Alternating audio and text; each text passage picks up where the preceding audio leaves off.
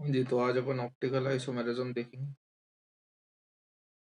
ठीक है। और आज ही आइसोमेरिज्म पार्ट भी खत्म हो जाएगा। फिर एक छोटा सा एक सीएफटी पार्ट बच रहा है, उसके बाद फिजिकल और इनऑर्गेनिक पूरी तरीके से एंड है फ्रॉम माय साइड।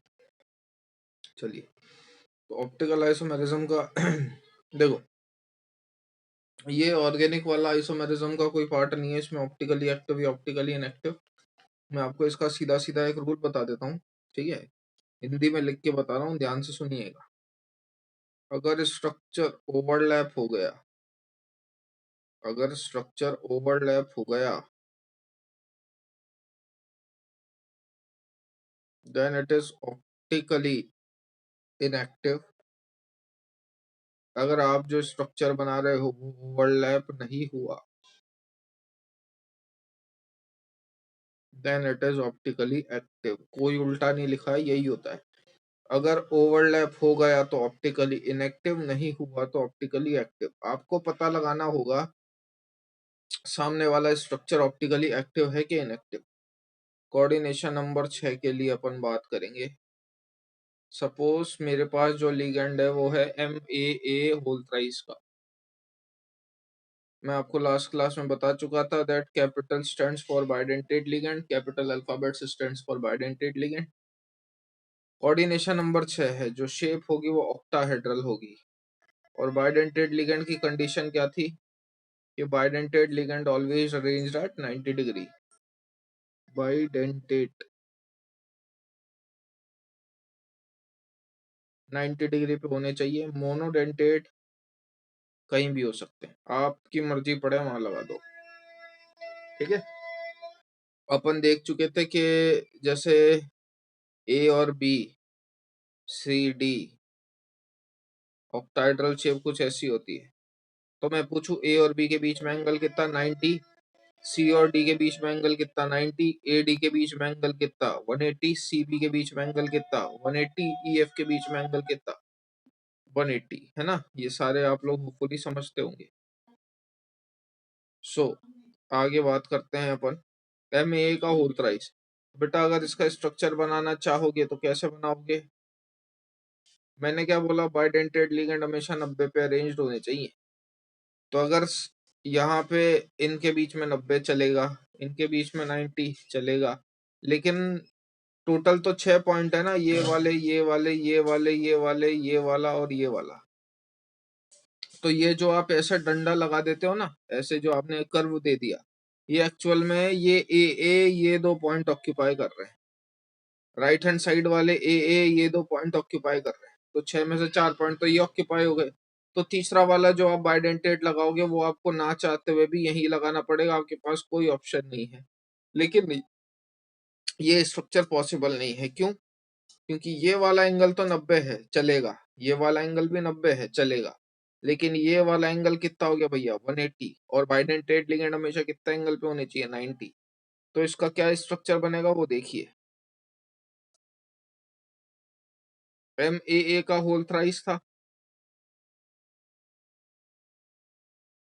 तो ऑक्टाहेड्रल कुछ ऐसी होती है जिसे आप स्क्वायर बाय पिरामिडल भी बोलते हैं ना। तो ये AA, भाई ये वाला एंगल 90 है, ये वाला एंगल भी 90 है, और ये वाला एंगल भी 90 है। देख लो ना, तो पॉइंट कोई ओवरलैप हुआ, सारे 90 पे अरेंज है। ठीक है, तो MAA के होल थ्राइस का ये वाला स्ट्रक्चर पॉसिबल है। अब आप क्या करें, आपको पता लगाना है कि भैया ये वाली स्ट्रक्चर ऑप्टिकली एक्टिव है कि इनएक्टिव। तो इसकी मिरर इमेज बना दो। जब आप इसकी मिरर इमेज बनाओगे तो वो कुछ ऐसी बनेगी।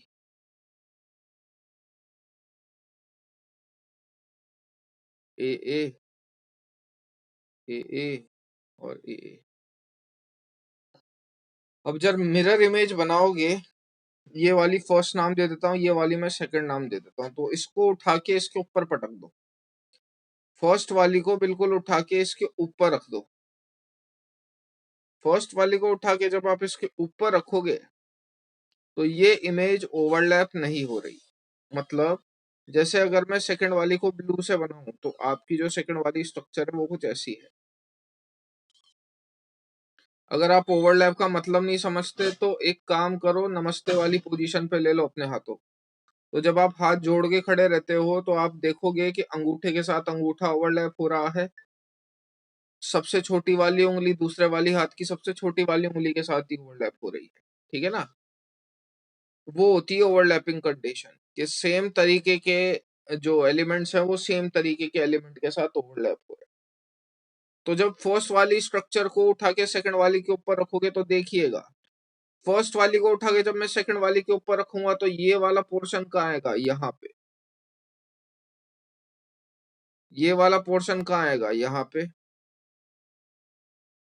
और ये वाला पोर्शन आएगा यहाँ पे। तो बेटा ये कोई कंडीशन नहीं है ओवरलैपिंग की। ओवरलैपिंग की कंडीशन तब होती जब ये वाला और ये वाला एक दूसरे के साथ ओवरलैप हो रहे होते। तो अभी ओवरलैप नहीं हो रहे, और थोड़ी देर पहले मैंने लिखवाया था अगर ओवरलैप नहीं हो रहे means the compound is optically active. ठीक है? इसके बारे में क्या ध्यान रखना है आपको, एम ए का होल थ्राइस स्ट्रक्चर बना ही लोगे होपफुली, है ना? एग्जाम्पल के तौर पे बोलूं तो COEN का होल थ्राइस,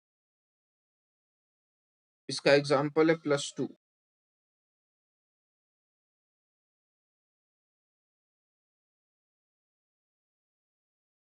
स्ट्रक्चर मैंने आपको बना के बताई दी, इसका स्ट्रक्चर बनेगा तो कैसा बनेगा भैया?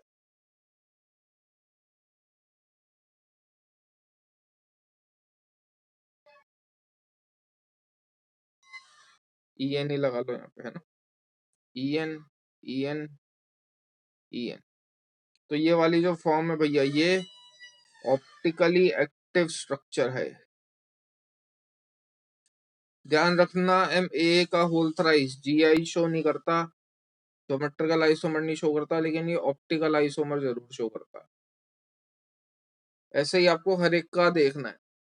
जैसे सेकंड बनाए तो सेकंड का अगर मैं बनाना चाहूं तो MAA का होल ट्वाइस A2, दो बाइडेंटेड दो मोनोडेंटेड। तो बाइडेंटेड देखो अब स्ट्रक्चर दो बन सकती है। मैंने आपको बोला था बाइडेंटेड लिगेंड 90 पे रहने चाहिए, मोनोडेंटेड लिगेंड कहीं भी रखो कोई फर्क नहीं पड़ता। तो यहाँ पे आप दो तरीके की स्ट्रक्चर बना सकते हो।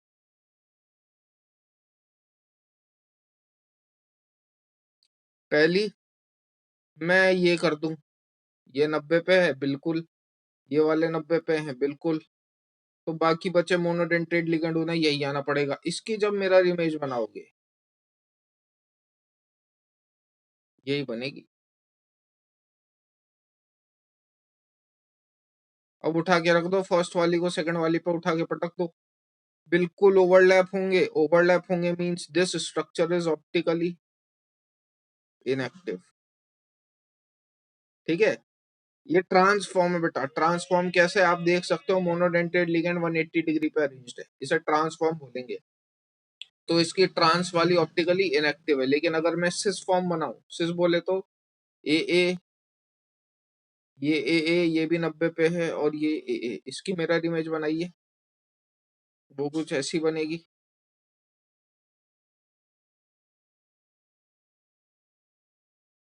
फर्स्ट वाली को उठा के सेकंड पे पटकोगे तो ओवरलैप नहीं हो रहा, ओवरलैप नहीं हो रहा तो मतलब इसकी सिस फॉर्म ऑप्टिकली एक्टिव है। क्लियर? इसका अगर मुझे एग्जांपल देना हो MAA का होल ट्वाइस A2 का, तो आप देख सकते हो कुछ भी, COEN का होल ट्वाइस Cl2।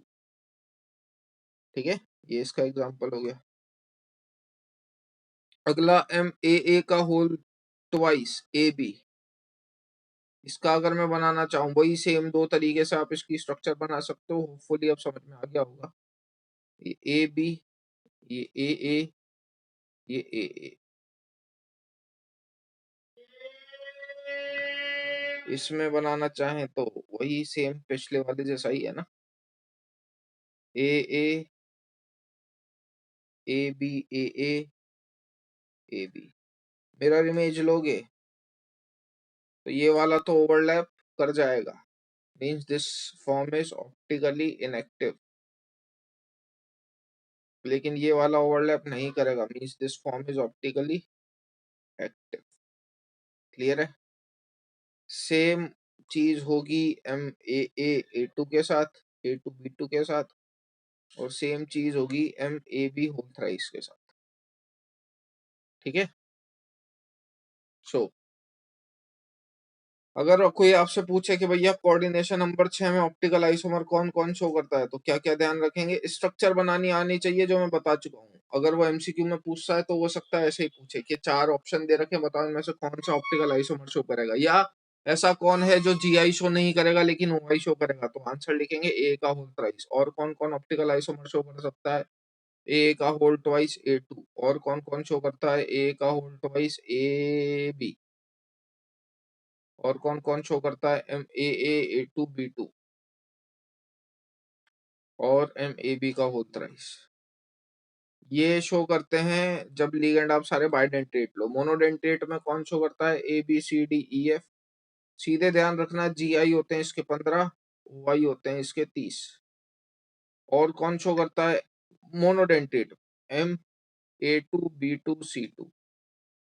बस इतने आपको ध्यान रखने हैं, ये सारे वाई शो करते हैं। तो यहाँ पे वाई खत्म होता है। From here will continue in the next class.